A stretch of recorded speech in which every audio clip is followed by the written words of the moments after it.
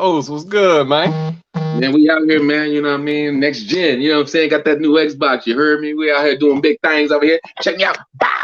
Y'all can't see that because I'm doing something. I can't show it. I can't show it to Man, what them systems running for nowadays? You know, I'm out the game, man. What they running for now? 5 piece. Who? What'd you say, man? 5 piece, man. Man, that's a car note, man. What you mean, man? Yeah. Yeah, it is. My way of relaxing though. I Nah, I hear rather that. spend my 5 here, you know what I'm saying, and invest in my movies and my film. So I have my place of peace. I'm not out in the streets. I'm not in no trouble. I ain't, you know what I'm saying? So it's just nice to be able just to sit here and chill. So first and foremost, we want to apologize to everybody for starting the show a little late. Uh we had some technical difficulties with the internet. That's gonna happen every now and then. So we appreciate you guys bearing with us. Uh I just definitely want to shout out my host, Quay Price. Two Sons Juice, for trader at night, just a businessman, all around good person. The other host, King Jekyll Morton, acting, directing, um, gamer, as you can see every now and then. So today's topic is on music and the effects of music. And so the interesting thing that me and Quay wanted to talk about is we want to talk about how music used to be compared to what music is today. Before we dig into all of that, we always want to make sure we shout out our amazing sponsors. We want y'all to support our sponsors. Find them on Instagram, Facebook, Snapchat, or any website, social media that you can find them on. Support that. You know what I mean? We definitely got to support that. So right here we have my book, A War in Friendly Grounds. You can find that on Amazon for $15. You can also find the trailer for the short film. I turned the book into a short film that has just been selected into 2 different film festivals, waiting on more selections to happen. And we also want to shout out Two Sons Juice, um, all natural products. You're able to pronounce every single word, so you don't have to worry about that. It's nothing but the natural good stuff. It's a black-owned business straight out of Detroit. So y'all make sure y'all support Two Sons Juice just as well, and that's Mr. Quay Price and Chloe's brand. So yeah, man. There it is right there. Talk to him about Two Sons Juice, Quay. So a little technical difference. So we have Two Sons Juice right here, all natural products. Two Sons Juice. Hey, look, you can find that in Detroit. You are able to pronounce everything that you see. So make sure you support that. Make sure you guys represent, and then share. Bring a friend. You know what I mean? We need all that. So help us out. So today's topic is about music and how music has evolved, especially slow jams, especially when it comes to talking to the ladies. We want to be able to talk about the differences that it had then and then the differences that it has now. Or do you guys even think there's a difference? You know what I mean? So we want your opinions about that because I definitely believe that music has changed. I think the respect in music has changed. I'm not saying that back in the day they never had any vulgar songs or they didn't have anything that's disrespectful, but I mean, I think personally, just for me, they actually had real songs back in the day, real love songs. One of my favorite songs, rap song. Let's do that. LL Cool J, I Need Love. That's a classic for me. LL Cool J, I Need Love is such a classic for me. I think it's just romantic. I think it just has like a lot of bit of different elements in it. So, Quay, what do you think about the topic today? And what do you think about music day? Name one of your favorite old songs, like let me Lenny, because I love you. You know what I'm saying? Talk So to let me. me, so let me get back in this game. And my apologies, man. I got some technical stuff blowing up over here, man. Phone shutting off, doing all type of stuff. Here, I'm gonna answer that once. Let me grab these comments real quick. Shout out to Shirley Ann Montgomery. She says, "Hey family." She also says, right. I think she was agreeing with something you were saying. And she also says, "Does the juice company mail?" So currently, the juice company does not. Oh, you saying something to me, Los? Oh, that's all. Okay. Yeah, currently the juice company does not mail. So like I said, everything is local delivery, but working towards getting there. So bear with us. At some point we will be shipping, cold shipping, to locations outside of Michigan. So bear with us, but appreciate the question. Los, you still there, man?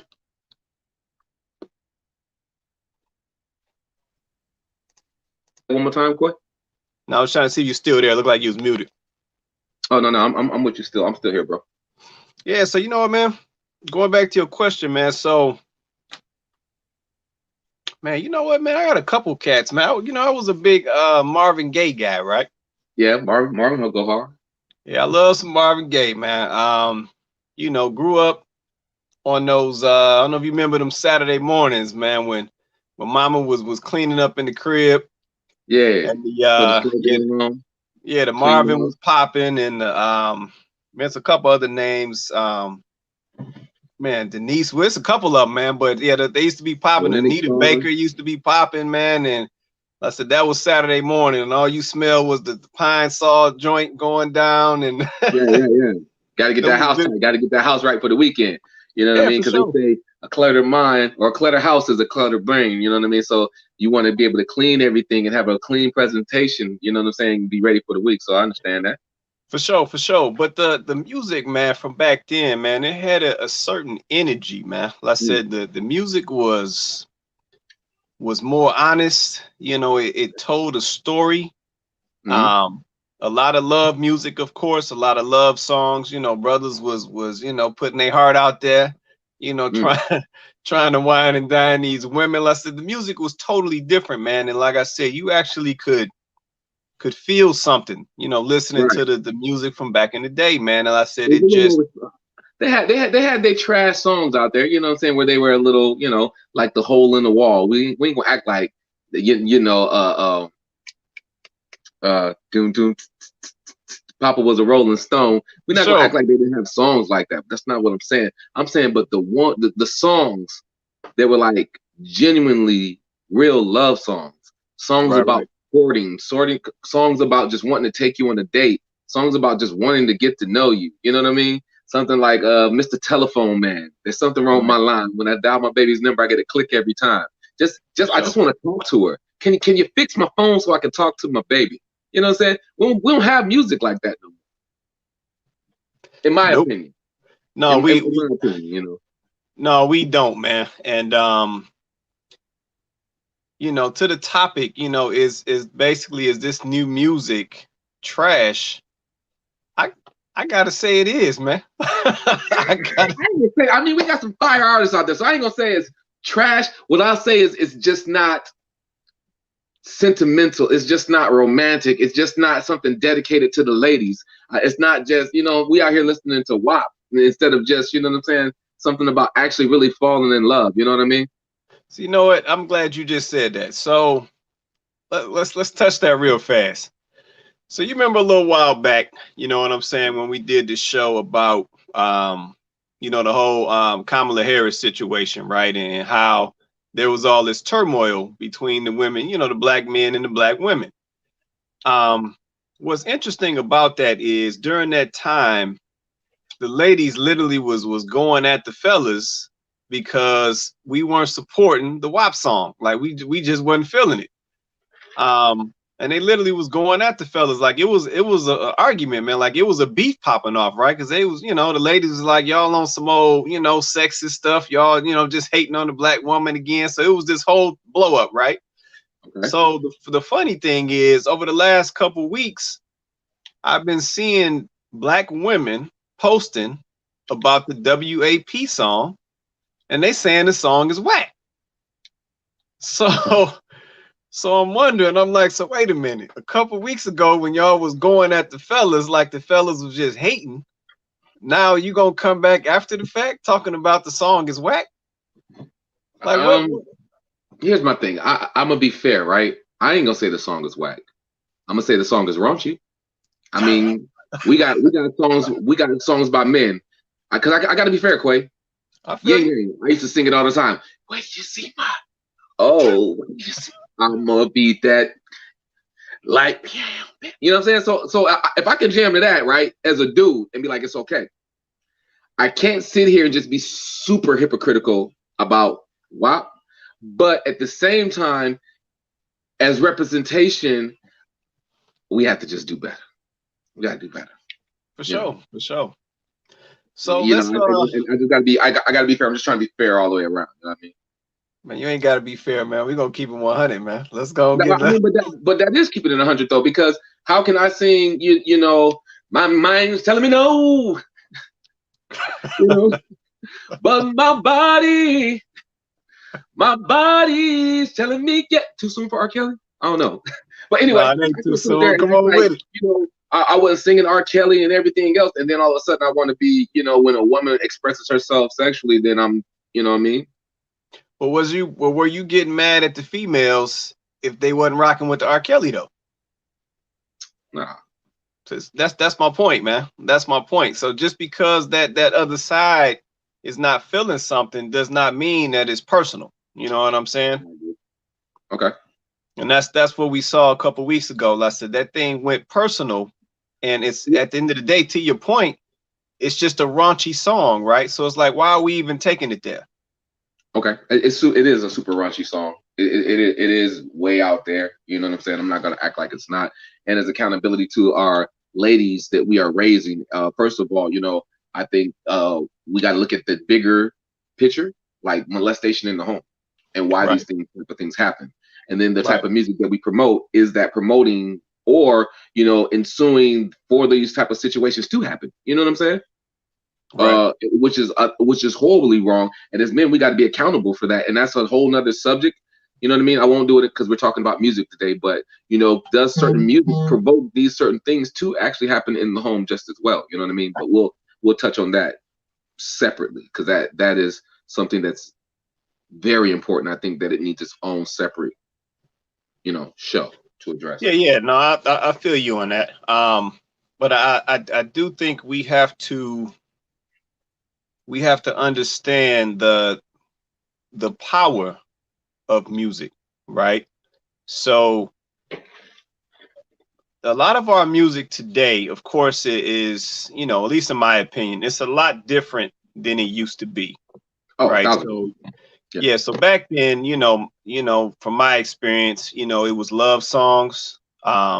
You heard, guys doing songs about, getting off the street corner, Yeah. not selling drugs.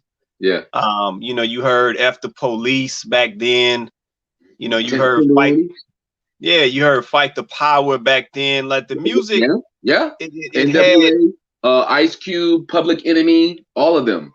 right. It had, to me, it had more meaning and purpose, right? But listen, this is just my opinion. Today's music, I don't really hear that. Like I said, I hear a lot of hit it and quit it. I hear a lot of I'm gonna blow your back out. I hear a lot of Molly Percocet. I hear a lot of, It's let me everything go. on the opposite end. But Yeah. why? The question is why, and what is the agenda? Even I don't care. Fuck it. It is what it is, and there's an agenda about when it comes to men. I'm looking for the right way to word it. You know, um, challenging men who want to be men. There's an agenda. You know what I'm saying? I was wondering how you was gonna De-escalation put agenda, that, man. I was wondering how you was gonna put that. because they want to challenge. They want to challenge men. They want to be men. They alpha males. They want to challenge that. You know what I mean? Right. And desensitize men that want to just stand up for themselves or whatever else. Now, people can love whatever they want to love. If you're naturally that way and that's who you are, cool. That's no problem. But when there's an agenda to force that down someone's throat, I think that's something totally different. Yeah. And I think honestly, man, to be honest about it, I think that's a lot of what we're seeing, right? So if you notice what we hear in the music, like I said, a lot of the music, is talking about shooting somebody now. Like, don't get me wrong, now those are not new lyrics, but Okay. it was not at the point that it's at now, right? Like, a lot of these little young fellas, and excuse me, a lot of them I can barely understand what they're saying to begin with, but the whole tone of the music has changed, man. And I have to be honest and say I do feel like there's definitely an agenda behind it because it's consistent. Right. It's killing, it's drugs, it's sex, it's feminizing. Let's call it what it is. It's feminizing. And it, like I said, all of it for me. Demasculation. Yeah, exactly. That's exactly what it is, man. Okay. Yeah, like I find it very funny, man. I find it really interesting. You know what I mean? And why? When did it start? Like, here's the thing, because you have people who have conscious music, right? You know, like a Lupe Fiasco. He'll never get the same type of radio play, Never. ever. You know what I mean? And the funny thing about it is, you have someone like Future that pushes, Molly Percocet, but he doesn't do drugs. He doesn't do anything that he's rapping about, and he says that. Right. No, that's a valid point, man. And he's an interesting dude that you bring up, man. I'm actually, this is gonna sound bad, but I'm just gonna say what it is. I'm actually, I wish old boy would figure out what he gonna do, because I'm like, this guy literally, his music literally is marketing for the pharmaceutical company, Of course, he knows and what he's doing. I doubt he's getting any type of kickbacks for all the free marketing that he gives in his music. Um, yeah, that's an interesting business standpoint. I think he gets paid well. He knows exactly what the agenda is. He knows exactly who he's targeting. I think he's very Right. smart. Uh, and my problem is the conflict in it. This is why I have a problem with Future, bro. You know, you don't do any of that. You Right. know, you don't want your children doing any of that. So why would you push this BS or this frequency into the world against your own culture? You know, I have an issue. I have an issue. That's just me though. When it comes to that, that's how I see that. Yeah, no, you're right. I mean, but I think a lot of those guys, to be honest with you, especially in the rap arena, I think a lot of those guys do that, man. I think a lot of those guys, especially in this current day, a lot of them rap about stuff that they really don't live. Right? Um, and I think as the normal person or the regular Joe who's listening to the music, I feel like we try to live out those things that we hear in the music. Mm-hmm. If it be, thugging on the streets or doing anything to get this bag, and Yeah. that's a whole nother topic right there, man. I'm so tired That's of the what I'm saying bag, bro. though. Are you really like people really sell out their own culture for the bag, bro? Yeah, I'm not gonna lie, man. I'm so tired of the bag, man. I don't know how you feel about I'm so tired of the bag, I mean, man. I understand why we got to get it because we never had it. So I get that. You know what I mean? To a certain extent. But even still, if your bag is the funny thing about it is getting your bag, you getting that bag in that type of manner is a great because you get to change your financial situation, right? But at the same time, you're only helping other people, Right. you know? True. True. Yeah, man. It's like I said, I think we touched on it already. Like I said, there's definitely some noticeable, consistent agendas behind the music. It is. And I have to look at media in general, right? So we typically know who controls radio, who controls visuals, and I'm just including, movies and television and visuals. We Okay. we know who controls that, right? And I Right. think as I see this music come out, it's readily available for us to hear it. Um, and let's say, what you hear and what you see for a lot of people can become reality, Okay. because they live those things out. Um, oh wait, hold on one sec, man. Somebody, hold on one sec. What do you mean?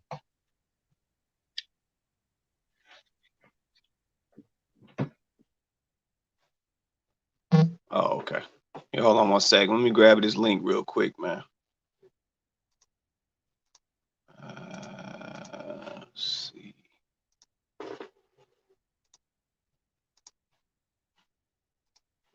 Yeah, we might have a guest about to pop on with us.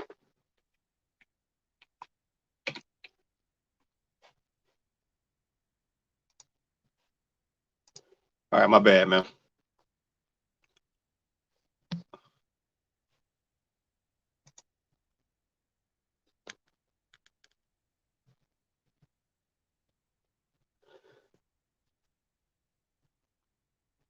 All right, so let me ask you this, man. Do you is there any of this new music that you do like?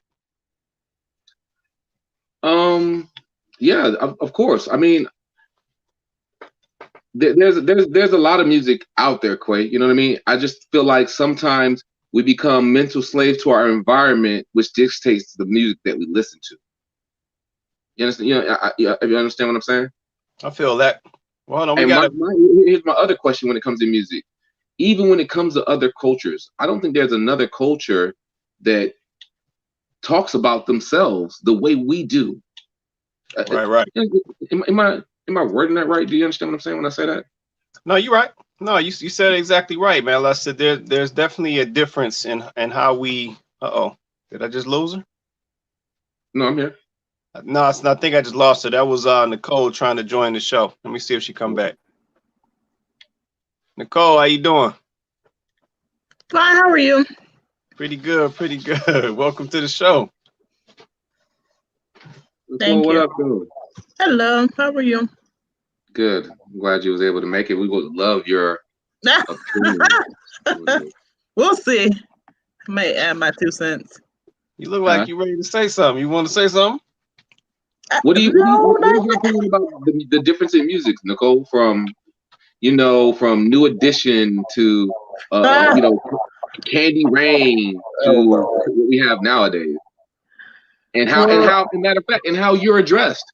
You know what I mean? What do you think about the difference between the love songs and how we sing songs to you guys?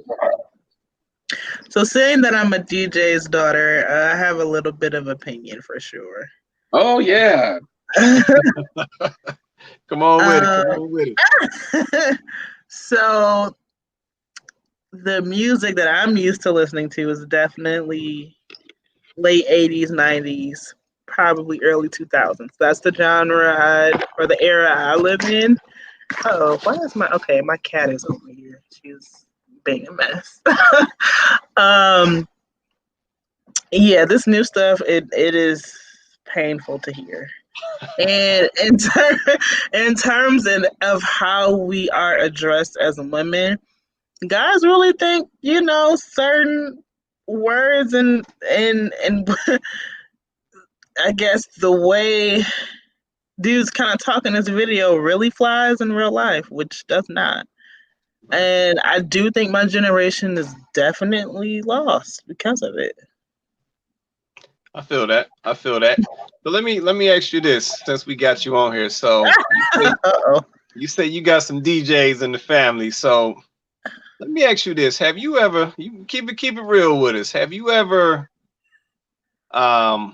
rocked out to some music that was just derogatory towards women? So like some straight up, dudes is B words and H's and all that. Like, have you ever just gigged out at the party to that music and been okay with it? Yeah. I mean, it most. I said yes. It definitely depends. I was about to say don't.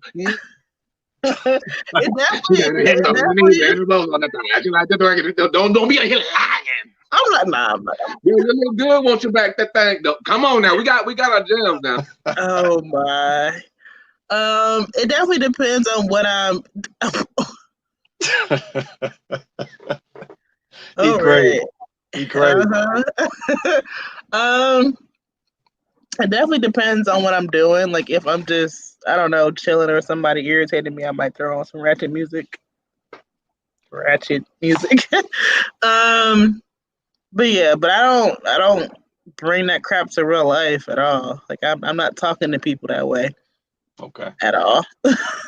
So let me ask you this too. So when you hear that music and you gig into it, I say you at the party club, whatever. While you gig into it, does it bother you?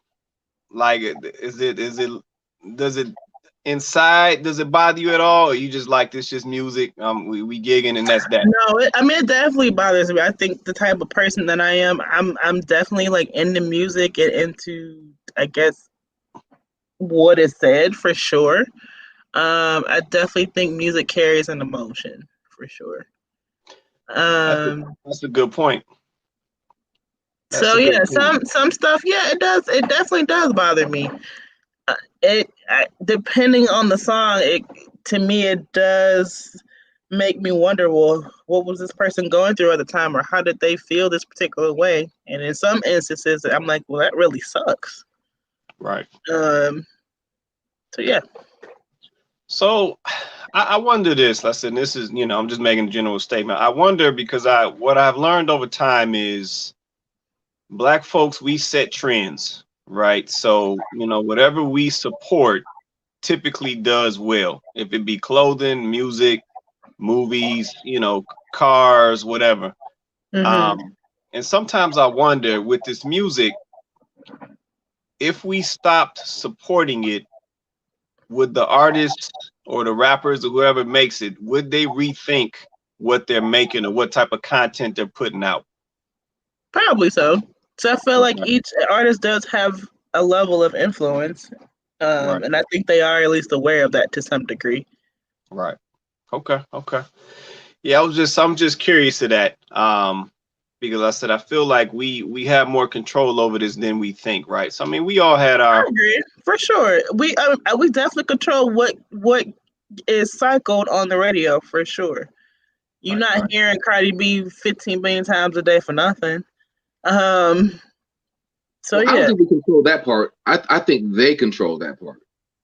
I think they control. I'm saying it's gets based played. on popularity, is what I'm saying.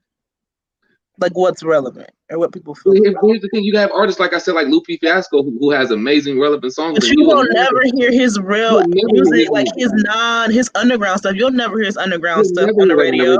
And that's for a reason, though. You know what I mean? I think they play Poison for a reason. They want that frequency. They want that energy out there. So you hear Percocet, Miley all day long on the radio. But that man don't do not damn nut drug. He don't do none of them things. Yes, I said not damn nutter. I was being funny, but he doesn't do it. You know what I mean? But he promotes that, and then you got kids running around here doing that, and they know the effect of that. They know that frequency of that, and so they purposely push that agenda to keep people mentally oppressed. So let me grab this comment real quick. So I got some issues with this comment. So Shirley Ann Montgomery says we control what we listen to and how we spend our money. So I agree with how we spend our money, and yeah, what we put in our ears. Yeah, we do. You don't think so? I don't agree. I mean, no one's forcing you to. Well, see, when you go to a bar, you have no control over the music. When you go to a stadium or whatever, you have no control over, what they play. A restaurant, Starbucks, you can't control what Starbucks plays, but when you go on Starbucks, they're not playing, certain songs. Yeah, I don't know. I don't think we have that much control over what we listen to. And definitely we don't have control over how we spend our money. And the reason I say that is because we are constantly marketed to, whether we believe it or not. Let's say it starts when we're little. Right. So, I mean, and it really is just conditioning. So when you're little, you're saturated with brands when you're little. So, everybody was attracted to McDonald's. Everybody was Burger King. Like we've been fed brands all our lives. Right. Even to the point of, when we get a certain age and acquire a certain amount of money, we've been conditioned to know what things we need to go buy. Right. So that's why you see, when somebody, gets a certain job, first thing they do is go get a Mercedes. Or that's why you see when a person gets to a certain title, they go get a Ferrari or whatever it is once they own the company. Like that's all conditioning. That's not really what we want to do. So I have a little bit of a conflict with this statement of thinking that we're doing these things because we want to do them. That's Shirley. Welcome to the show. Okay. Hey. How you doing? I'm great. How are you?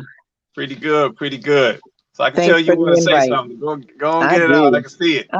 No, man, because I think we've been brainwashed from little people by parents or whatever as to what we choose to accept and what we choose not to accept. And it's interesting that the majority is really, and I'm not talking about race, but is really controlled by the minority.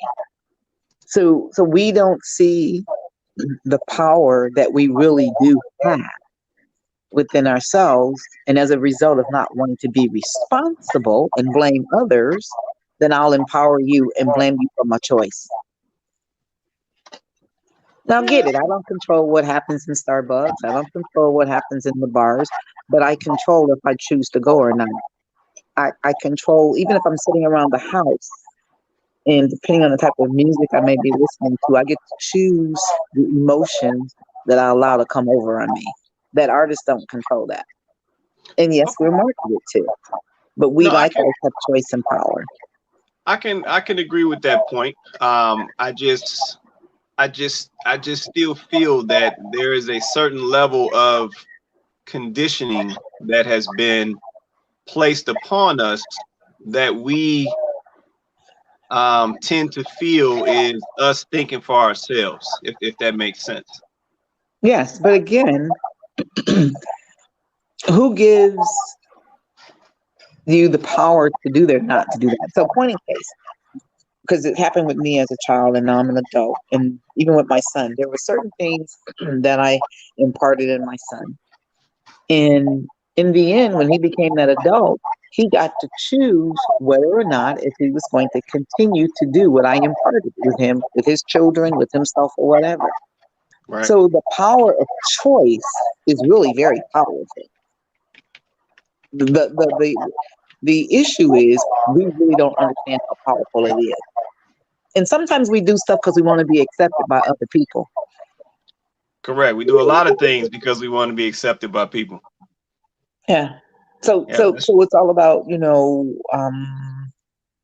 the rappers that, to me, as the young lady Nicole used the word ratchet, because it's definitely not music, are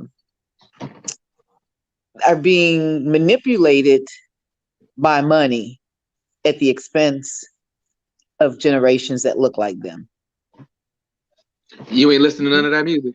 I can't even, some of them artists you guys was talking about, I don't know. I'm talking about your day. So in my day, your day. You ain't listening to Rick James? Back in my day, there was definitely messages in music, but the music was not as overpowering from a negativity. It was more, just being honest, it was more from a sexual perspective. And then when you look at Marvin Gaye, War, and some of those different people, they were singing messages to us, about us, for power within us. And that's why your generation, the young ladies' generation, and others can go back and pick up the music that I listened to in the 70s and groove with it because it makes sense. This stuff they yapping now, they don't make no sense. Back in the day, we were not called bees and hoes and all that kind of stuff. Not on that note. What? So, no, we wouldn't call it. Not at the scale that they're doing it today. Okay. But you can act like, so Petey Wheatstraw, Bishop Don Ron, they were not there. What? I don't know. Jesus is watching the show right now. Jesus is watching the show. I know. But I tell you what, you could put a song on by somebody right now, and it could have been back in my day, and you could ask me who it was. I'd be like, I don't know.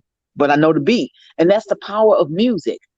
That's the spirit that it carries. You know the beat, and if you don't even know a song, but if it plays over and over, you'll later on find yourself singing and grooving to that. And it's like, how did I get that? So we is that learn okay? Now, what you said right there, I do agree, and I think that's how radios win, because it's called hypnotic rhythm, and they'll play something over and over again. You could hate a song when you first hear it, like this is garbage, and they'll play it over and over and over again, and then you'll find yourself eventually singing the song that you hated. That's have you ever experienced that, Nicole? A dislike for a song, and then it just kept playing, and eventually you started singing the song. Absolutely. Yeah. Absolutely. Sorry about that. But yeah, so that's the power of music. And I don't care what kind of music it is. I'm saying though, Mama, y'all did have some "Let's Go Baby" to the hole in the wall back in the day. But see, that was your grandma time. And we was and so this is the trend of music. So we would jive follow me. We would jive to some of the music that your grandmother listened to. You all jive to some of the music that we listen to. The young people are jiving to some of the stuff that generation before them listened to. And music has really, music is just powerful. Music can be very, very beautiful. It's the lyrics behind the music that makes it dangerous or not. So do you think um are people even into the words anymore? Is this just a situation where now we are just attracted to the beats and that's what's got us latched on to the music versus really what these people are even saying? I think to the person who doesn't care, if someone who's really conscious cares about the lyrics. Okay. All right. That makes sense. 'Cause I mean, I know there's two different type of people when it comes to music, right? So you got some folks who they latch on to what's being said, and then you got some folks who they just like the beats. So they don't really care what you're saying. They just like rocking to the beat. Right. But the entrapment, though, initially is the beat. Because what was that song in the morning that they played in the military? Remember? So I used to hate getting up in reveille. That's what it was. I hated getting up. But what helped me get up literally was I used to sing, I love your name, I love your name, I praise your holy name, Lord. So it took me to where I needed to be, but it was still the same beat. Right. So I can hear a song that's got something crazy in it, but I still have the power in my mind of choice with words to either change it or adapt what they're saying. So I agree with the young. It can go either way, but I think the entrapment initially is the beat, music, the airways. How did you learn your alphabet? A B C D E F G. Exactly. Phonetics. Exactly. That's true. That's true. So let me ask you this. So, and this is a question for the whole panel. We see a lot of I'll just call it decline, within our people, right? So, a lot of the males are not the way they used to be. A lot of the females are not the way they used to be. A lot of the kids are not the way they used to be. How much of that do we feel may be tied to the music and the images that we're taking in? A lot.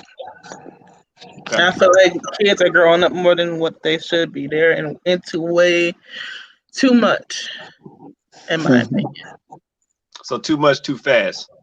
Absolutely. So whose responsibility then? Considering I don't have children, not mine, but to those that are the parents, it is definitely their responsibility. Because it begins at home. It definitely does. And I say, the reason I say that I feel like it's not my responsibility just because at the end of the day, when it comes to my siblings, they don't take direction from me. They take it from their mother. So I feel like my opinion is ignored. Yeah, but I think what we have failed to do is, so when I was coming up,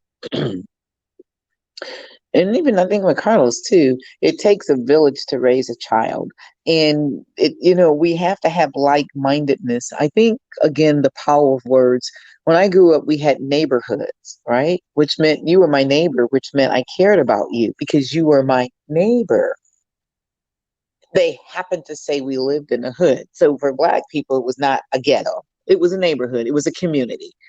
In Correct. order to get into our element, we dropped neighbor, because Junebug, whether I agreed or disagree, could have been gay, could have been a crackhead, could have been a prostitute or whatever, but we took care of people in our community because it was our neighborhood. We dropped neighbor based on what people would say, because we would never live in the ghetto, and we called it the hood. And what happens in hoods? I don't care nothing about you. That was a divisiveness of the power of words. You don't matter. Right. It used to be, what's up, my brother? Because if you was my brother, I'm looking out for you. Ain't no more my brother, excuse the word, but what's up, my nigga? Right. And that's negativity.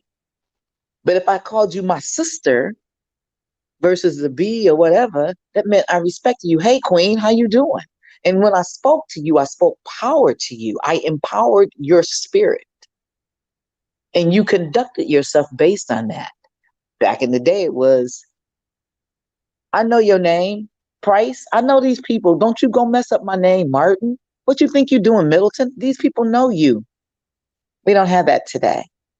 It's Right. who you talking to. Stay away from my child. Because guess what? Parents want to be children at some point in time too. Right. Okay, so let's see, you brought up another good point. So I want to ask this question. I said this question is to both of the ladies. So, and I'm tying this all back to the music. So there definitely has been an increase um with the usage of these derogatory words within the music, right? So for me, one of them is the B word. I hear that a lot in the music, right? And now I'm starting to hear it taking place between females. Like it used to be a bad word, when I grew up, right? But now it's almost becoming, it's just like guys, using the N word all the time. Now I hear females using the B word to speak to each other. Like, how do we? I never saw ladies getting to that point, right? How do we get to the point where ladies now are okay? Because I said I know the fellas, we all jacked up, right? So fellas with the N word flying left and right. So I ain't giving us no pass. But I definitely did not see ladies going down that road, or didn't think ladies would go down that road to the point where the B word is almost like a regular word now between, It's a what is it, a noun? He says a noun. Yeah, so I'm like, how do we It's get supposed to that? have been an adjective. No, but technically it would have been a noun because that's what you call a dog. I have females that are dogs, but I call Zoya by her name.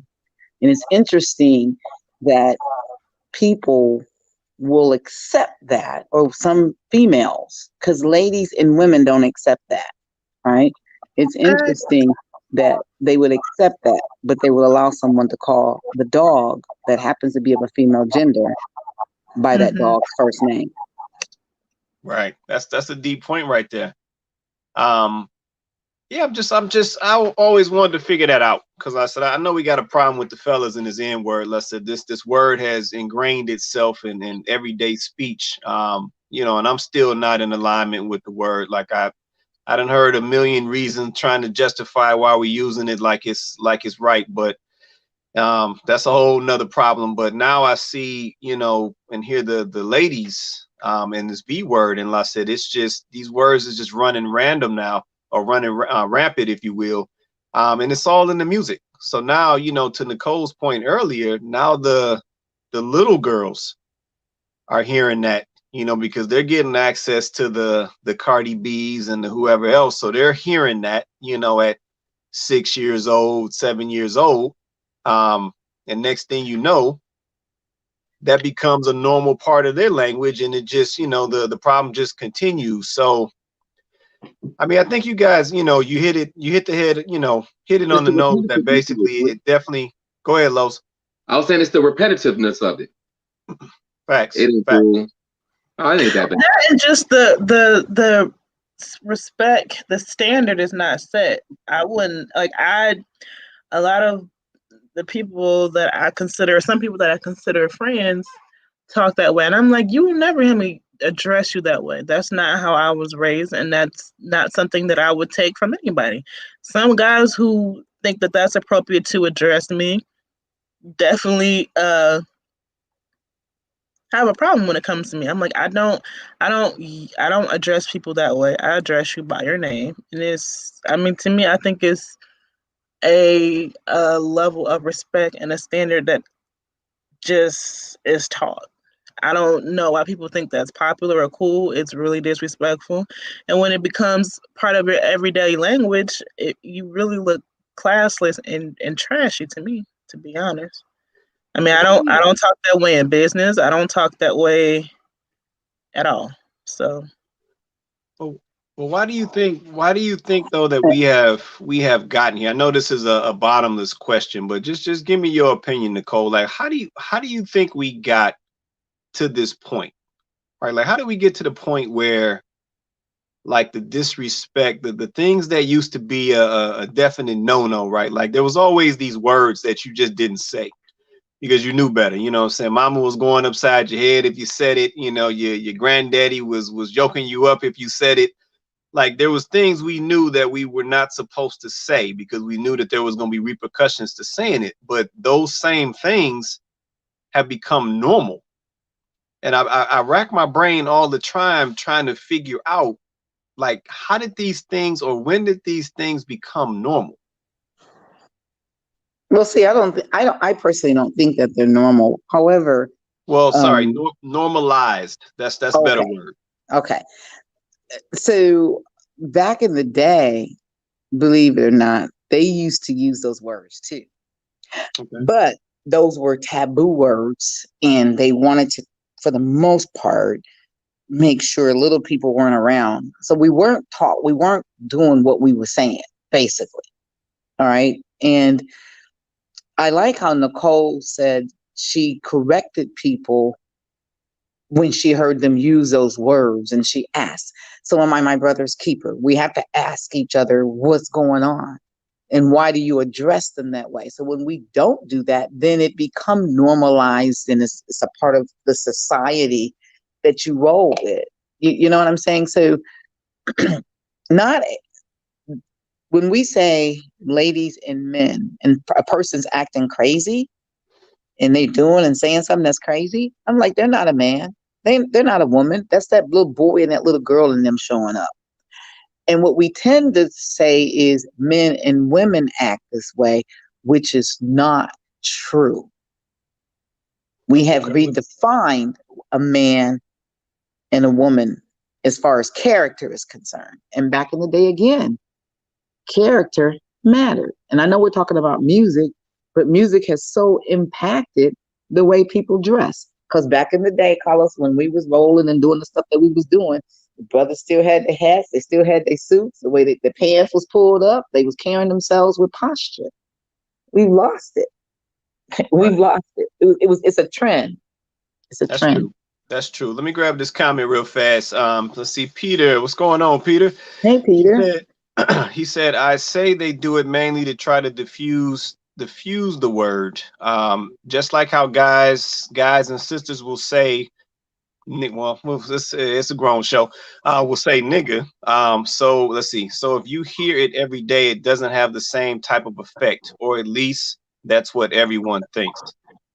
No, I feel you on that, Peter. And that last point I think is key, or at least that's what everyone thinks. So people think, these words don't have effects, but they really do. Powerful. Yeah, I they gotta do. go here. It goes Go back ahead. to Go ahead. scripture. It goes to scripture where it says death and life is in the power of our tongue.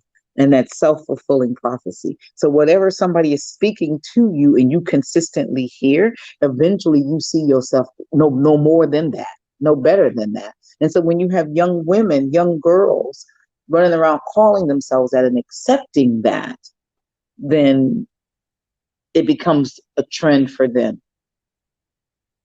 True. Unfortunately, someone like Nicole or myself or someone that's of wisdom or whatever doesn't come by and say, come here, girl, let me tell you who you really are. And a lot of it goes back to self-esteem and stuff too. I mean, gosh. Yes, I mean so that's another good point, right? So we we definitely see some obvious self-esteem issues. And like I said, and I wonder once again how much of that comes out of the music, the videos, and the movies. Like, That and then parents, because I think if you're looking, just from what I've seen, when some people have, I look at why some certain people act the way that they do. Most likely, it's the parent that they're around too. Yeah, parents do act like that. Like they're acting the same way. The parent is their best friend, and they talk and do whatever. right. Yeah, no, I can feel that. No, the point I was gonna make is just that when I look at a lot of this new music, of course they always tie a video to it, right? And you made that point about self-esteem. Like I see so much. Listen, this is not I'm not trying to be offensive. I'm just telling you what I see. I see so much surgery now. Yeah. So I see so much tummy tucking and breast implant and 9 feet long eyelashes and all type of stuff. And for me, that, like I said, that I know things are done for reasons, but I feel like there's a lot of self-esteem issues in those things that we see. And I just wonder how much of that is motivated by the music, the videos, and the images that we see, or that we're fed, if you will.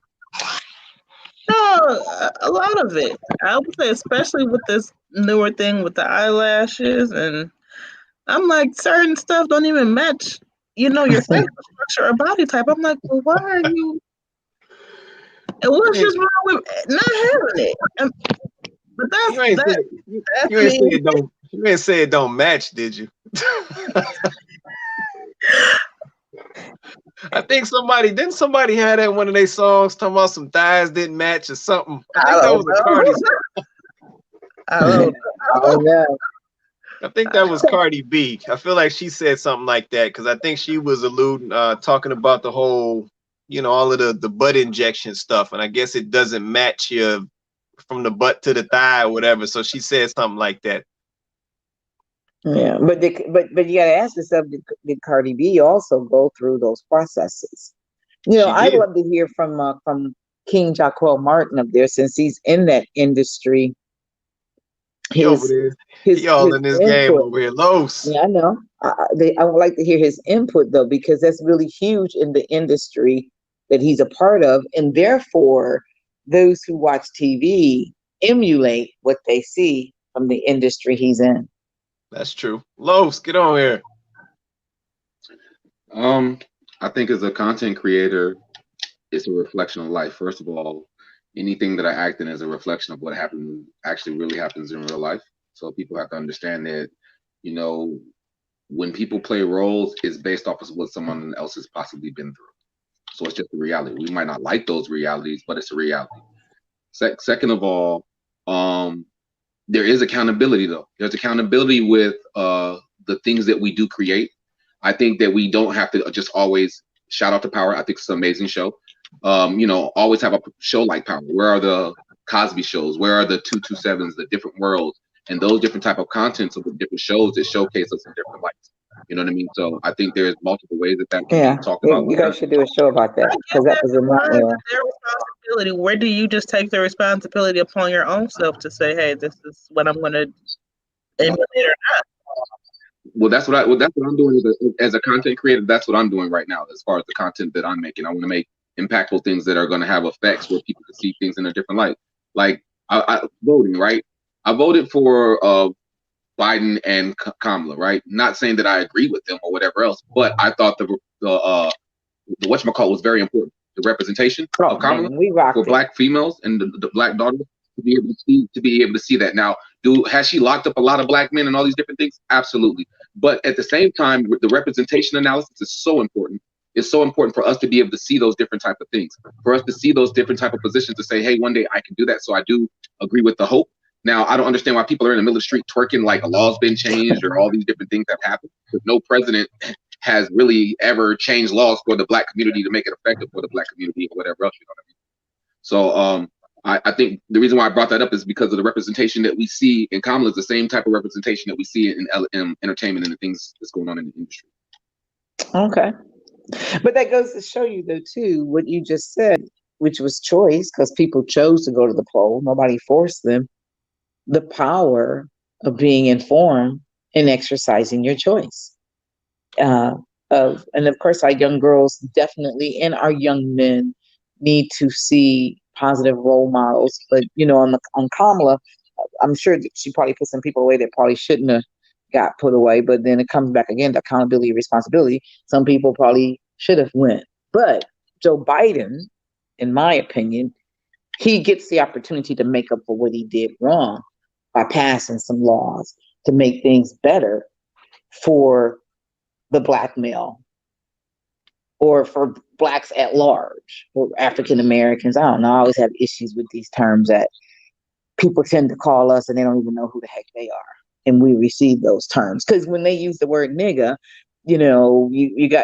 we have to know that term was actually restated, because what it really meant in its proper state was king. But we don't understand. A lot of us understand and know that. And it's always somebody's intention to devalue And we have to protect us and our generation in order for us not to become extinct, as maybe by design for some. It's just that valuable and that important, because all money's not good money, and some money for me I just don't want. But a lot of us can be bought out. So I'm gonna sell y'all down the tube so I can make money. And that's what's happening with this. I don't call it music. Um, I don't even know what to call it. The lyrics, I'll use that, with the lyrics that are being broadcast over the airways, because the most negative impact of people that it has had is us, and it is being delivered by us to us. Here's my thing though.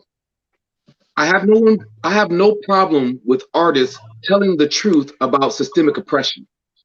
I have a problem with artists that lie about something that they're not doing, All right, even though 100%. it's a business. So 100%. Ice Cube, Public Enemy, different. What's my guy that did This Is America? This Is America. You know, I have no Yeah. problem with people telling the truth. I have no problem with people talking about drugs, but I have a problem with people manipulating you into saying that this is what I do, and that's not what they're living, and they're businessmen. Yeah. But so when you talked about those other people, that This Is America, actually I played them on one of the shows I had did, and some of the stuff the Public Enemy and some of the different ones were saying, I would categorize that as true music. It's educational, it's informative. I've shown you how to continue to work through the system and not become a part of the system. But some of this other stuff that people are putting out, as you talked about, calling people out of their names, the lifestyle they say they're living, it's just like, it's still music, but it's not music. So it's just like the Social Dilemma documentary that they did. Those big wigs from Google, from Facebook, all these social elements and things. When you talk about AI, they said they don't allow their children to participate because they know the power of what it does in the addiction. So they're giving us the truth, they're giving us the messages, but we don't want to listen. I mean, there's positive with some social media, don't get me wrong, but the end state, what they were speaking of, is the addiction. Music. If it's negative, the addiction. You're a lot younger than us, right? So my question would be, my question to you would be, in this evolution of music changing, when did you see that switch? How do we go from My Heart Belongs to a Tenderoni to Itch Better Have My Money? I don't know. I really don't know, Carlos. I promise you that if you went back and called off some people, I think Stanley was listening to the Shy Lights or something, and I knew the song, but I didn't know who the artist was. Like Ready for the World, Earth, Wind and Fire. Oh my gosh, some of those guys.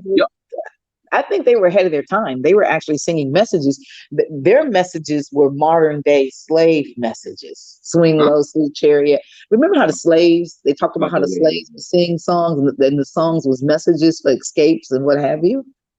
Well, Marvin Gaye and those guys, they were singing messages, what's going on, to us. Yeah. Michael Jackson didn't really care about us. Yeah, I mean, I'm with him too. But here's the thing. I want to be fair, right? Because during that time frame, y'all had other type of musics too, right?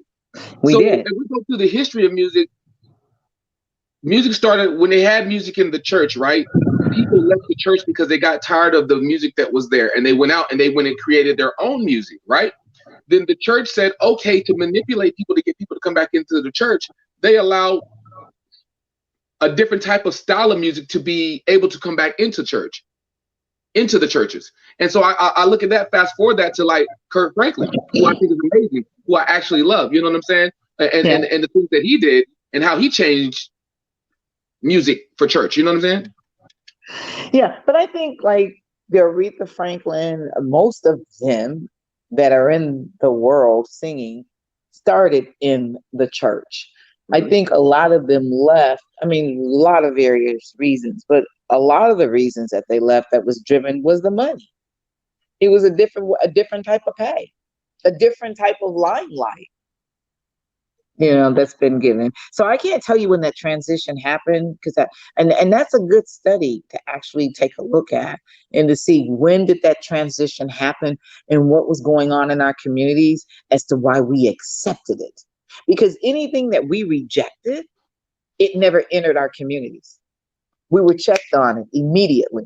But for some reason, be it through the oppression, when America changed, when you talked about the jobs and the industry, there was a time when we built our own homes and different things like that. We don't do those things. So the transition, I can't tell you when it happened, but it's certainly we're feeling the effects of it.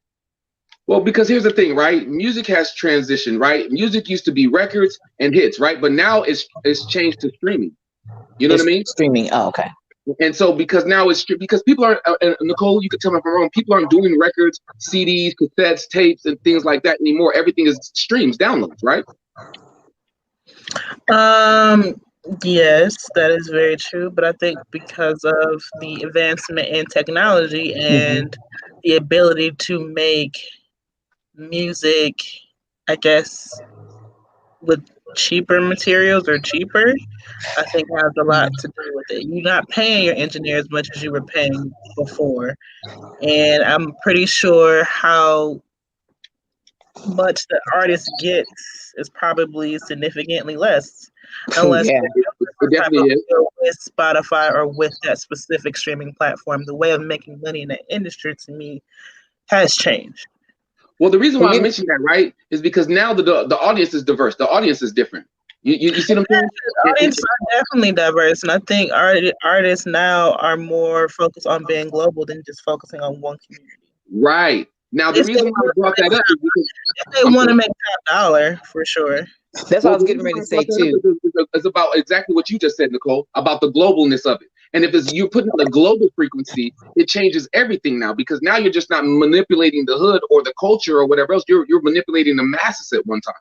So instant gratification as well, because anybody can go and put something out on streaming and what have you. It's about the following in the end as to how successful or how your ratings are or are not. Yeah. Right. But technology is very true, Nicole.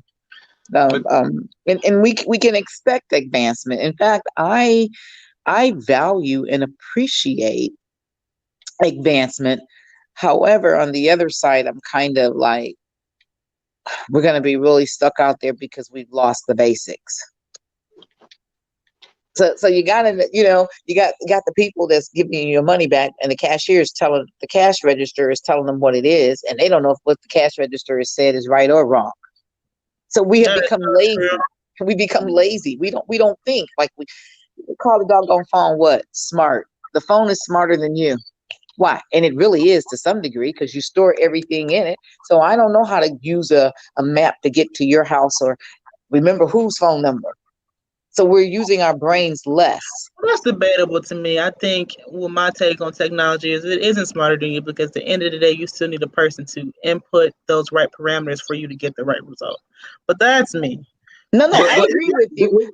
I'm just as a play on as far as the programmers. But as far as the masses who use the product, that would be different. Yeah. Yeah. I think it's a play on words also, Nicole, when I said that. I know the phone isn't smarter than me, and you're right. I have to do the data input, but we also have to look at artificial intelligence and where we're going. We are going very rapidly headed to the age of what I used to watch on TV, the Jetsons. Yeah, definitely. I mean, a lot of things now definitely are backed by data, and decisions are primarily based on patterns and things that can be found in data. Yes. Yeah. So the question becomes, again, you go back to for me, it doesn't matter ethnicity when I say this either, because we are geniuses if we will utilize everything that we have within us. You have the minority that is making the masses that drives the majority. That's true. Because the majority don't want to do the work. I want somebody else to do it for me. Or my self-esteem or their self-esteem or someone's self-esteem is so low that they can't see the value of who they really are and what they bring to the table. I live down here in South Carolina, and there's some very intelligent Black people here. However, there are some Black people here that have absolutely no idea whatsoever who they are and what they bring to the table, and they are so manipulated by the Caucasian male that they sell their children out, and all the Caucasian has to do is have their name behind it and utilize their skills and ability, and the Caucasian gets paid for what they know and they do. And we're very intelligent people. We are very intelligent people. We've just been brainwashed, maybe by parents, families, or whoever, to be told you're not going to be this and you're not going to do that, and who are you, whatever. Because nobody's no better than anybody else. We don't have control over our skin tones and stuff. But what we do have control over is what we are allowing to be data inputted into us, because we are the biggest machine. But how true is that? Like I said, I still struggle with that statement. Back to Nicole's point, because I said I'm in IT as well. I said, to her point, there's so much data and algorithms and things going on to where we're at a point where we think our thoughts are our own thoughts. And a lot of times they're not. Like I said, a lot of our thoughts, we are fed to think that way. And we just basically respond accordingly. And like I said, I'm not saying that you're wrong. I just struggle with that point. Like I said, a lot of these things that we involve ourselves in are not because we really want to be involved in them. Well, let me ask you this. Mm-hmm. How do you account for, and they can be Black, white, Asian, or whoever, how do you account for the group, the minority, that's not driven that way? Their children or whatever. How do you account for them? And I get the algorithm. I forgot what you call it. If you bought a red car, you never paid attention to it, and then all of a sudden you start seeing all these red cars that pop up. And from the data side of it, and you guys are IT, so you can validate this or not. We can be having a conversation, and when I get done, based on how much I talk, my phone will start bringing this stuff up to me because of this management behind the scenes of picking up what I'm saying that I want or need or whatever. So from that perspective, yeah, there is some driving there as far as driving me down that whatever, that yellow brick road, But how do you account for, based on what you're saying, for the minority group that don't follow that pattern? Well, because they are essentially controlling a lot of these things that control us. So they have, that type of, or they can make that type of decision at that level. But that's not what we get fed down at this level. Like I said, we're fed a different set of instructions, if you will, in order to maintain the comforts that they enjoy at that level. Yeah. And that's just how I look at that. But you go ahead. Go ahead. You can respond. No. I just wanted to say, yeah. I think some of it might have been what are we exposed to, or what are we not exposed to? So testing, you can test exceptionally well if you've been exposed to the material at one point or another in your life, and be a flop at it hands-on. And you can be a genius hands-on, but flunk the test and never get, you know what I'm saying? The opportunity to do whatever it is that you need to do. I thought about when you were talking, when Carlos said that there was this white lady that he had ran into as a part of a think tank group that we were part of, and he was wanted to become, and he will be eventually, this millionaire. Initially I was going to get insulted, but it was like, I can't be insulted either. And I think he said to me, I wish he was back up so he can clear it up, but this woman told him that he would never be a millionaire. He couldn't be a millionaire or something, because I had not achieved that status. Therefore, I was unable to teach it to him. Clean that up, Carlos. Bring that out. Help me say what it was that you said to me, which did have some validity to it, because I didn't give him that exposure or didn't know how to get that exposure to him. That was on the dollar side. I like to believe he's a millionaire in many, many other elements, because what we also need to understand, money is not always that dollar bill. Correct. What is he? Oh, he all in that game over there. See, I'm gonna have to throw him out. No, I just came back to the bathroom, bro. I use the bathroom. Your mom was talking to you, man. I know. I'm sorry. I had missed it. I had stepped away from the microphone because I wanted to use the bathroom. No, I was.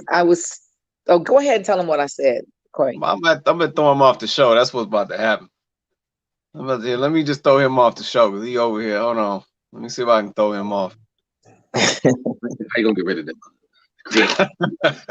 Don't throw me out, please. Don't throw me out. No, I was trying to share with them when you shared with me about this. I forgot the lady's name, but Caucasian lady over at CEO Space, and when she was telling you that you wouldn't be a millionaire, or I couldn't teach you how to be a millionaire or something because I had never been one, and you had never been exposed to it. I heard that story. I always share that story with Quasi. Yeah, I was trying to share that story and talking about the impact of what we are and are not exposed to, and depending on what we are or are not exposed to, and then tying it back in with your music is what drives how we move. Yeah, well, true. I mean, basically, she was just stating that, you've never been one, so how could you teach me how to be something that you've never been, based off of principles? I think when it comes to this music thing, though, I want to be accountable. You know what I mean? I don't want to let us off the hook with the things that we promote. With if you compare genres, right? Not just genres, just cultures. White music compared to Black people's music, Spanish people's music. I think we're the only culture that talk about each other the way we talk about each other. I know we've been all oppressed differently, but I do believe that it's had a huge impact. And I think it's still because of, the slavery syndrome. I think because we were the have-nots, now that when we do get a chance to get some money, it burns in our pocket.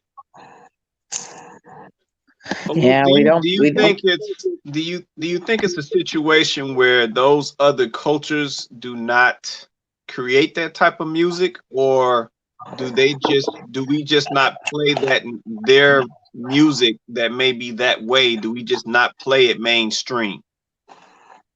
It's not mainstream. It ain't mainstream. They probably have. I mean, I'm pretty sure every culture has somebody who's talking crap. It's just not promoted the same way they have.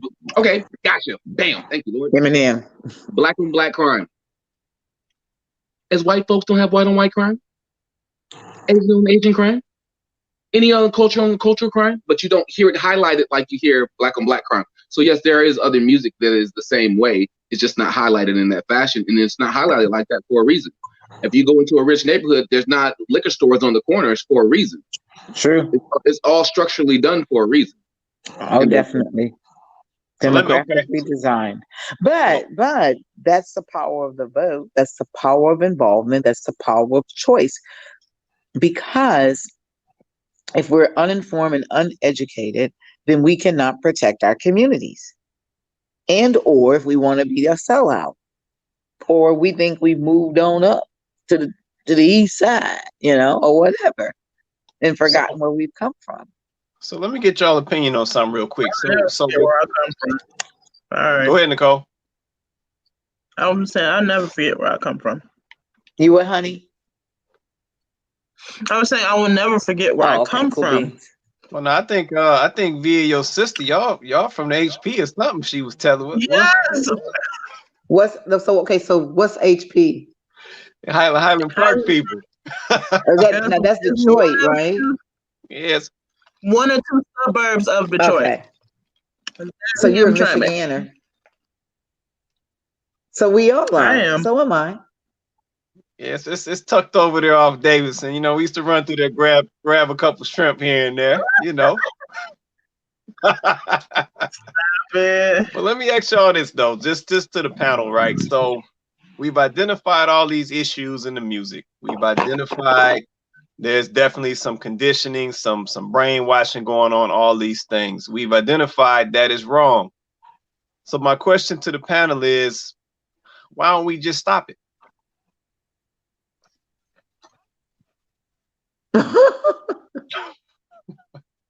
He stopped his whole game for I that. saw that. He want to say something? What, he about to say something? You gonna say something, Los? He muted. I didn't mute. He muted himself. I don't know what's going on. So, question to the panel: why don't we just stop it? I got a phone call. I got a phone call in the middle of it, and when it takes you out when you get a phone call. Oh, okay. Oh, You want to say something, man? No, I just think that the beauty of this whole conversation is knowing that there's a difference, but not knowing that there's a difference. But what are we gonna also do about it? You know what I'm saying? Like, I do enjoy trap music. I'm not gonna act like I don't, because that's part of something that you've seen, that you've grown from. I what do don't you call it? glorify it. What? What kind of music is it? Trap? Like, Trap. yes, trap music, trap music, trap music. TRAP. Yes, Listen to what kind of music you said it was. I understand. It's a trap. I get you. Yeah. Them See, words, man. So that's I'm why too that's young. why Quay, that's why you were Quay. That's why it's hard to stop, because it's trapped. See, I don't know You've nothing been about no trap. I'm looking at Nicole like I don't know nothing about no trap. What's trap, Los? I'm from the Like, never heard suburbs, trap Los. music. What's trap, man? Is it Where an people are acronym? talking about where they come from, and they're talking about the hood and the things that happen in the hood and their struggle. Oh, you talking like trap, like T.I. trap? Yeah. What's T.I. trap? I'm too young for this. I don't know this music. Didn't he say he's like the founder of trap music or something? What thought is he T.I. was- trap? I thought he Okay, was- now You y'all like got T.I., me you can have Googling. whatever you like. You ain't never heard that song before. You can have whatever you like.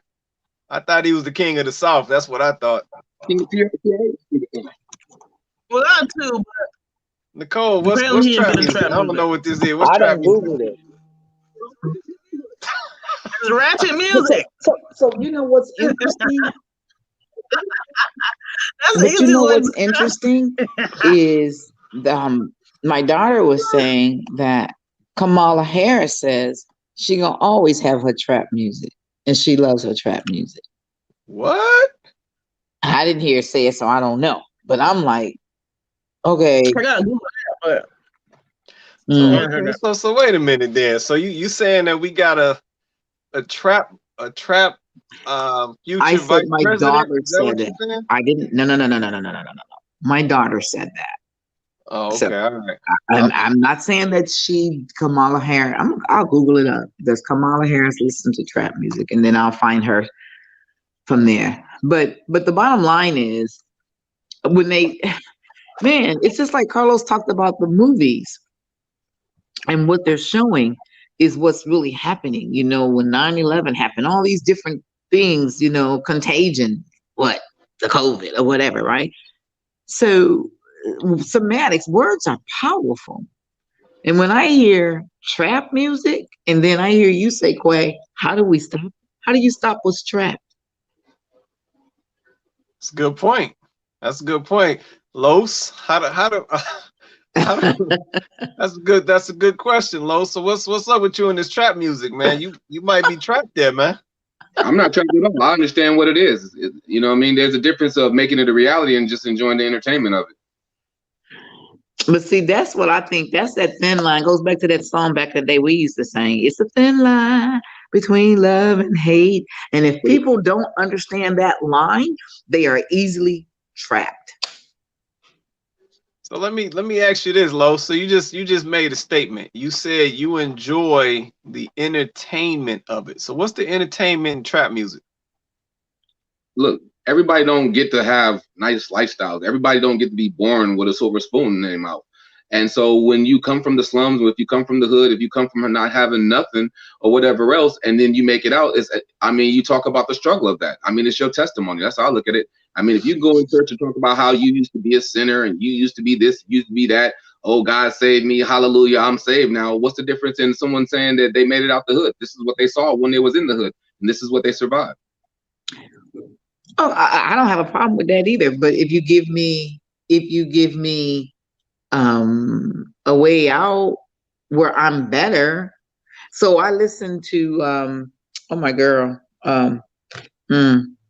Mary J last night. And in the song that I liked, and she talked about her lifestyle, but the song title was "You Can't Keep a Good Woman Down," and the message behind it was powerful because her deal was she didn't want the sisters to go through what she went through. Right. So if you're gonna do trap, then give me some positivity where I'm not really trapped in that system that you say you came up out of, whoever that you is. So is that the story that you hear in that trap music, Los? Like, do you hear, the I mean, you hear all different types of stories. I mean, I'm not sitting here saying that I'm promoting Molly Percocet and nothing like that. That's not my thing. That's not. What's Molly Percocet? You don't know what Molly Percocet is, Mom? Different type of drugs. Okay. Nicole, you can laugh. I ain't gonna take offense.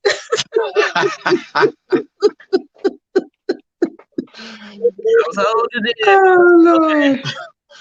So you see what happens when you're not out there in the game. I get it. I'm older, but there's some older people that listen. Come on, don't make me do it. Don't make me do it, man. There's some older don't be people on the high that horse. listen to trap music. I was never out in the streets. I wasn't out there singing this and that. Don't do it. Don't do it. No. Here is my point.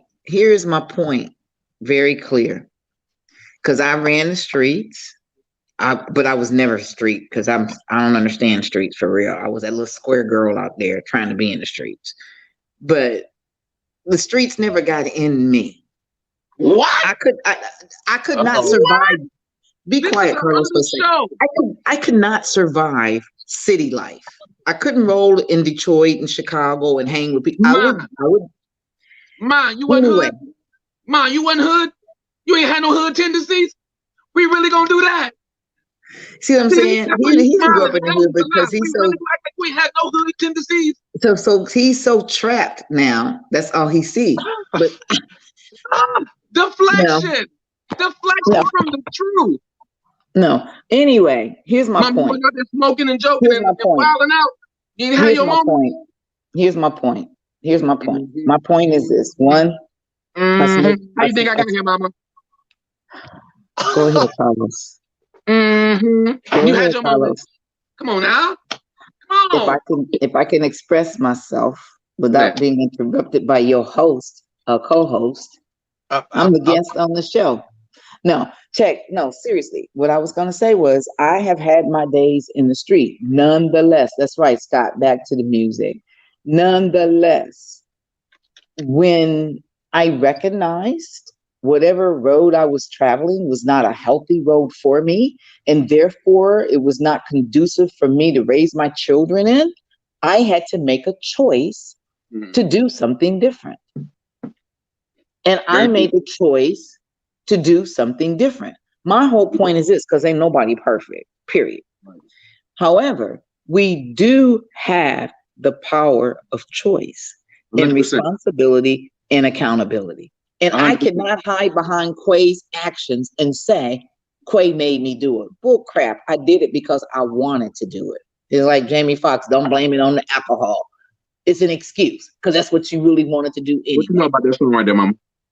I listened to some of it. I remember some of the songs. I just said some of them I don't. No, honestly, back to the subject.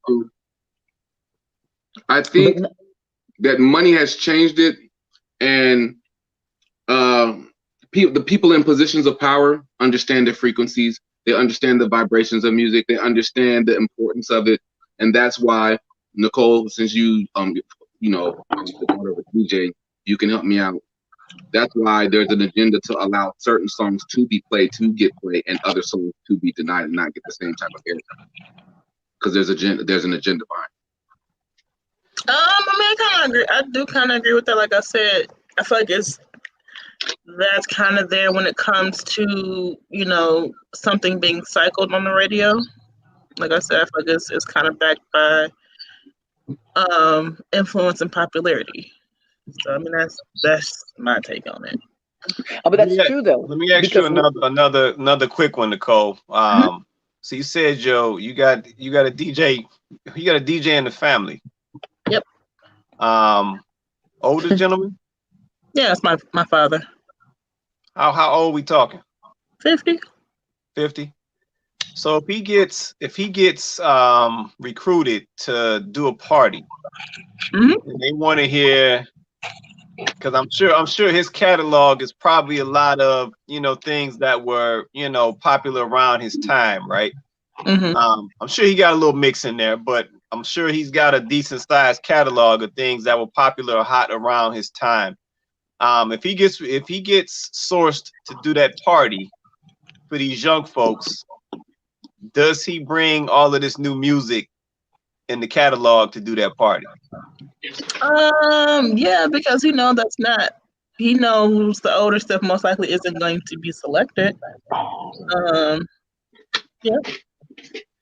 I mean, he has to. That's his job. I mean, he can't be. I hate when I used to go to the club, like I don't still go.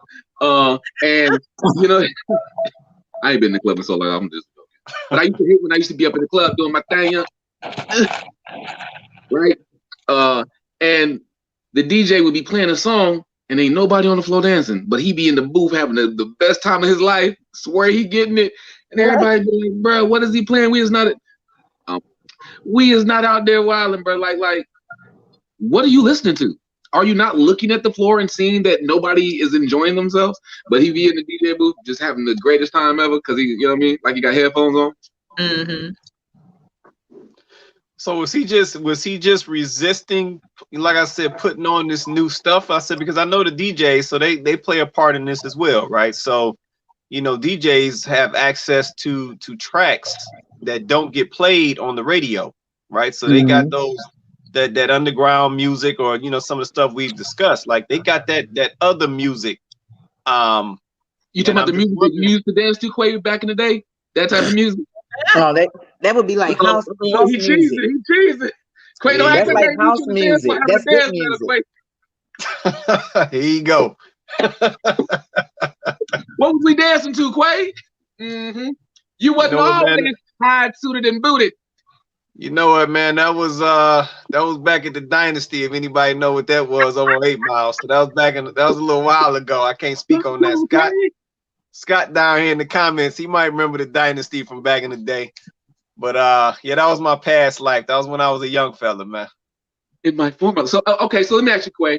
When you used to get it back in the day, you know what I'm saying, and get your Soul Train dance line on, and you got killed on the dance floor by me. What was your song? What was your dance? What was your gig? What did you like? You know what I mean? What was your thing? You know what, man? So I'll say this. So back in my young day, I was a huge No Limit fan. Who? Yeah, No Limit. So I'm a big Master P. Okay. I like all those guys, and it really, because my thing with music is I've been in the band since elementary school and all of that. I'm a beat guy, right? So I'm not really listening to words. Like I'm into beats and rhythms and all of that. And yeah, so I'm not gonna sit here in front. And I was a huge No Limit guy back in the day. Yeah, I'll leave it at that. Yeah, but I want to point out something to you all that we kind of took a minimal gloss over. You have a lot of white artists that produce music that is very, as y'all say, ratchet, right, within our community. And when I was growing up, you knew who was listening to what. Today, you have no idea who's listening to what in the car next to you. True. It was very defined. Culture appropriation. Yeah, but we have to ask ourselves that as this music was introduced into our communities, such as drugs and different things was introduced into our communities, who did it? Why did they do it? And how did they do it so that they infiltrated themselves in it? Because affirmative action and all these other different things were designed for who, and now who really benefits from it. Some good points there. At the end of the day, the house always wins. And I didn't build this system for you. I just make amendments where you can survive in it. Yeah, but again, I still go back to the point. There was a time when we were very powerful people and we knew exactly who we were and we had standards, and I could care less what you pushed at me. I was still going to go forth. Our forefathers went forth and did what they need to get done. They were not afraid to lay down their lives for their community in a positive light. And they didn't carry themselves like they was from the hood, and some of them lived a whole lot worse than how we Comfortable. did. We soft, comfortable. Yeah, sold out, What we talking to Dwight Howard? Soft. bought. Yeah, but there's a couple pieces in there. Another piece in there is the selfishness, right? So we've adapted some very heavy levels of selfishness. And like I Mhm. said, that's on both sides. That goes for men and women. Like I Oh said, yes. everything has just become about self, right? So that whole, it takes a village, that whole community mindset, like those things have been literally destroyed. And I'm not saying they can't be restored, but that's just the reality of what we're seeing right now. And it bleeds through all of our interactions and all of our engagements with each other. Like I said, it literally bleeds into that, and then of course making its way into the family, and then now Okay. we see what we have now. Destruction. I got one for you. Ma, what is some classic old school songs that you just thought was romantic that people used to sing and how they used to court the ladies back in the day? What I was don't on your remember. playlist? What was on your tape that you had to rewind with a pencil? See, and I use the eraser. I don't remember. I know I used to listen to a lot of jazz too. You didn't Um, have any favorite classic love songs or nothing? no, say maybe Barry White, but I don't know what it was. Um, Oh, you just keep telling me this and telling see, me. but you see what Uh-huh. I'm saying? Y'all know the stuff that I don't know. But see, You that's know, the baby, come difference. on now. That is the difference. Hold on, though. Seriously, that is the difference in focusing, choice, and reprogramming. Because I'm not a part of it, and there are things that I have to be honest that I probably have just literally blocked out of my life because it had no massive significance. So memory recall is just not there. It's like, what? Don't matter to me. I don't care. It's not an impact for me. But if it pops up and I hear it, then it re-registers.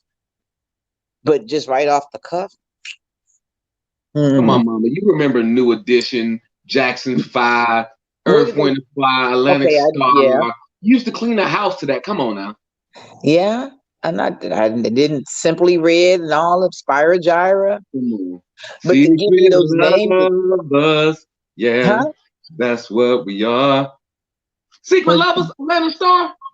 Oh, okay. See, you knew the person, but I remember the song when you sung it, but I Hey, could have come never on, told stop you who they playing. were. Nicole, give us some of them jams. Give us some of them jams. What you said? Uh, for me, definitely I'll Take Her by Brian McKnight. Show Me Love, Robin S. Give us some songs, Nicole. Give the people I some just songs. gave you some songs. I just named two. See what I'm saying? I just named two. No, go But ahead. They need the words to the songs. You know, people slow, so we got to give them. No, We I got to don't do push that. no, the he mood. calling me slow, Nicole. Help me Hey, out. Quay, here you go. Here you go. I can YouTube it and you can listen to it, but That's fine. That's fine. We're gonna set the mood, Quay. We're gonna go back in the day. This Here. is Look in the Mirror Productions, 99.1, the Fox Rocks. I'm your host, DJ Fill in the Blank. Doesn't matter Really? what you call me as long as you call me. So we're gonna let off the quiet storm tonight, and we're gonna set up some classic music to set the That boy vibe. crazy. So if you have a favorite song that you want the panel to play, join the panel and give us your song. And we're gonna compare and contrast music from the good days to music right now. Terrible. Let me know when you're ready. This Give guy. us a DJ Nicole Cole in a Okay. I'm about to just play the clip. Terrible. Y'all tripping. Get y'all candles ready. We about to set a vibe. We about to take y'all Oh, higher. Deeper in this so okay, frequency. I got one I just thought about. Can I Never hear it? can say goodbye. No. You Now, gotta who sing, sung that? mama. Who sung that one? Who? Oh, Los gonna know. We Never can't hear can you, say Nicole. goodbye. Y'all When can't the- hear it? I can't hear it. Y'all No, I can't can't hear hear. it? That No, one that never say goodbye? Can y'all yeah, hear it now? no, Nicole, to you, and yes to you, Carlos. Can y'all hear Barely, Nicole. It was Barely. real low. P.O.P. Nicole, get your cell phone. P.O.P. hold me down. Mama, I love you. All right, let me get the cell phone. Oh, All right, so I thought Nicole was IT. Hold on, why she having tech problems? whoa. I thought she was IT. Hold on. all right. Some favorite classic songs. Hold on. Don't be trying to go Boom, Look. boom, boom, boom, boom, boom, boom, boom, boom, doom, doom, doom, doom. Yeah, Shoot we it know that. up, shoot it up. I wanna love you. Computer love, Zapping Rogers. We Okay, know so that. whose era was that? Huh? Whose era was that? Was that your era? Am That's I your playing era. the song or no? Wait a minute, That's whose your era? era. Whose era was that, Carlos? Yours? Exactly, music. We Now agree. give me something from your era. My era? I got you. That's too easy. See? 'Cause I'll never make a promise that I can't keep. That ain't me. You told me what you wanted. I gave you what you need. I told you that I love you, make it good for you and me. And See, I'm your era was begging. You know about Drew Hill? Drew Hill. That's It my was era. what? Man, that's true. It was begging. Yeah, What? begging. Begging. Y'all That play was the a song real quick. transition. Go ahead, Nicole. Go ahead, Nicole. Give us something Hey. to say to Nicole, because I know I can't sing. Uh-huh. Ooh, Nicole, we going. Y'all can't hear it still? A little bit. Y'all really can't hear that? Barely.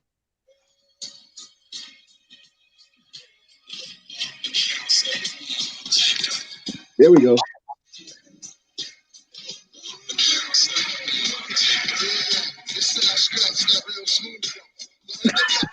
Who was that? Brian McKnight and is it Al Scratch? What was he saying?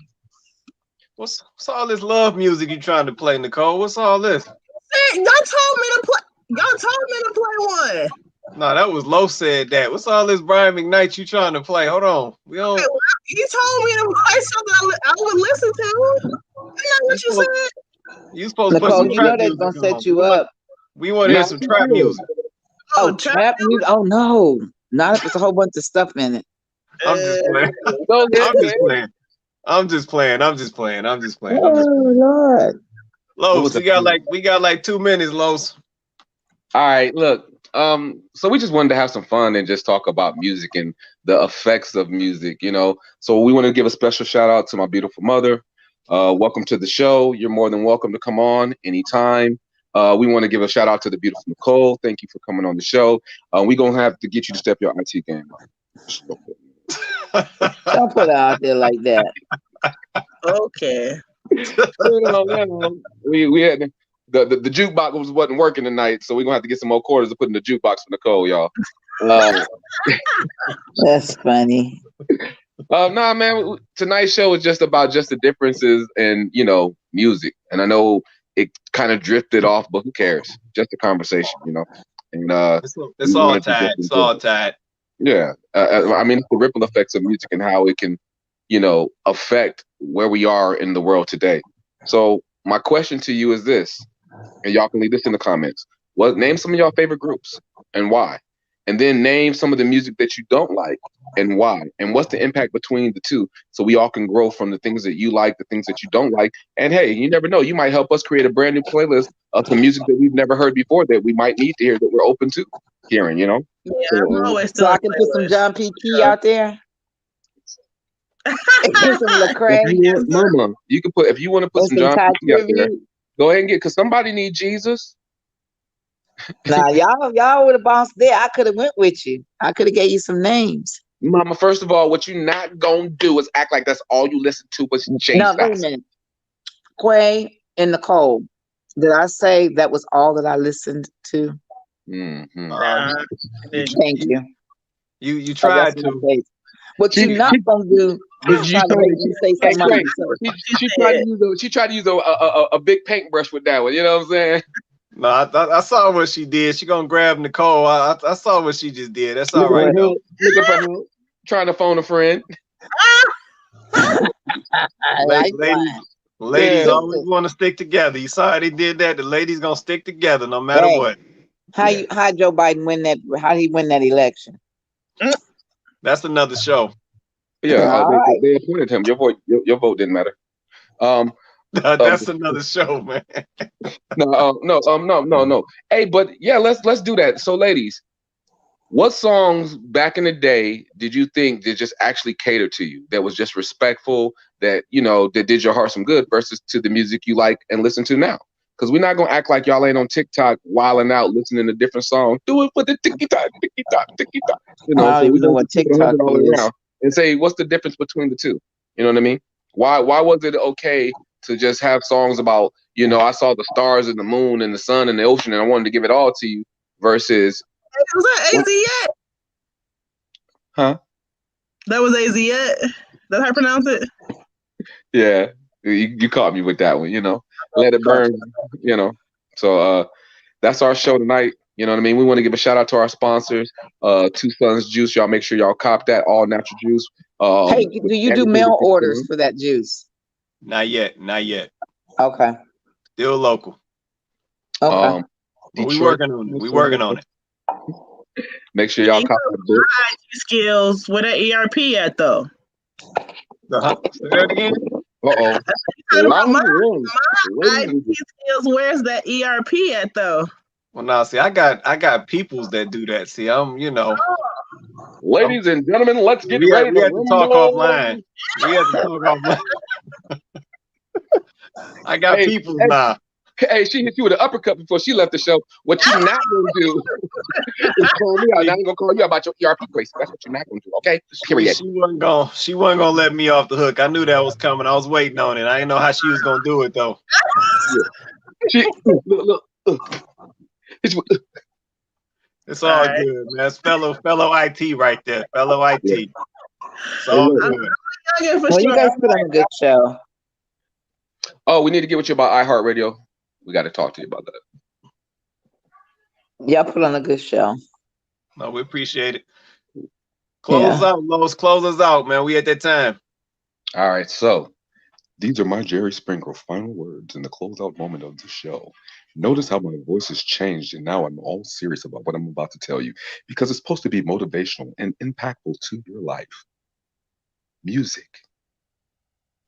Music has an impact on everyone. Be careful what you listen to. Understand and actually listen to the words. Don't just enjoy the beat, because the words might be something that you don't agree with. And you never know if you don't pay close attention. You could be grooving to something that you are totally against, and it goes everything against your morals.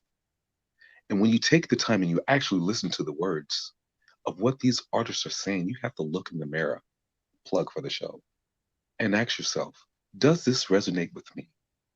And if it resonates with you, then continue in that vibration of higher learning and education and motivation to be able to change the nation, because each one teach one, red fish, blue fish. Who are your parents? No. Real talk though. I mean, music is a beautiful thing, and as artists, we got to be accountability. We got to be accountable for what we put out there in the world. And we got to be accountable for what we intake too, because it's just not on the artist; it's on ourselves as just as well. And the responsibility is no more than the ability to respond. So why did you choose that? You got to start asking yourself questions. And does that align up with where you want to go in life? And is that something that you want to pass down to the future? Simple, just that simple. So we love y'all. We enjoyed y'all. Come kick it with us. We'll do it every show. Let's go Lakers. I'm a show. No, we appreciate everybody joining us on Look in the Mirror, the conversation tonight. Like I said, I'm one of your co-hosts, Quay Price, and our other co-host, King Jaquil Martin. Let's say special thanks to Shirley Ann Montgomery and Nicole Middleton, Scott McGinnis in the comments, Peter in the comments, Tweet in the comments.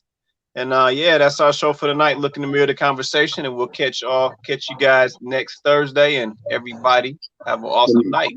Make sure you bring a friend. Tell her about it. Share, like. Don't keep all this Bring a goodness to yourself. friend, share the show, like the show. Let's say we're on Facebook, working on Instagram, and we're also on YouTube. So definitely go check us out.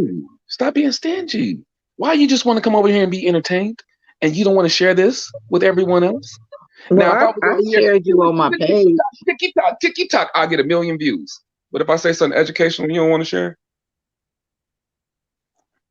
it's a mindset and why it's like that. It's a mindset. Why is it you go on TikTok and look at somebody twerk and shake their butt and everything else, but then if you have something that's supposed to educate your mind, then all of a sudden y'all don't want to participate and share. We just got to rearrange some things. Oh.